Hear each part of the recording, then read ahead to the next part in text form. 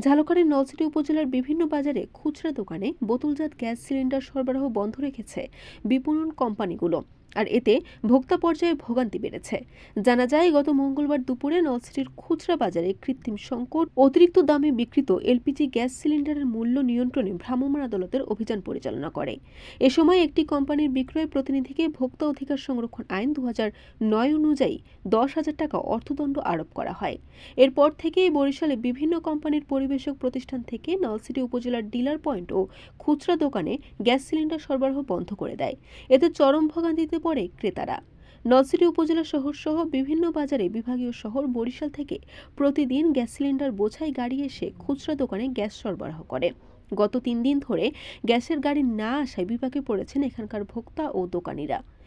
বিপণন কর্মকর্তারা বলেছেন, চাহিদার তুলনায় সরবরাহ কমে যাওয়ায় গ্যাসের সংকট সৃষ্টি হয়েছে। এতে বিভাগে পড়েছেন স্থানীয় পরিবেশক ও খুচরা দোকানিরা। এদিকে সরকার 12 কেজি এলপিজি সিলিন্ডার বোতলের দাম 1,306 টাকা নির্ধারণ করে।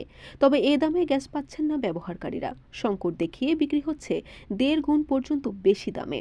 বরিশাল এলপি গ্যাস ব্যবসায়ী সমবায় সমিতির পক্ষ থেকে নতুন করে এলপিজি সিলিন্ডারের মূল্য সমন্বয় করার পাশাপাশি প্রশাসন দিয়ে পরিবেশকদের হয়রানি ও জরিমানা বন্ধের দাবি জানানো হয়। বরিশাল নিউজ।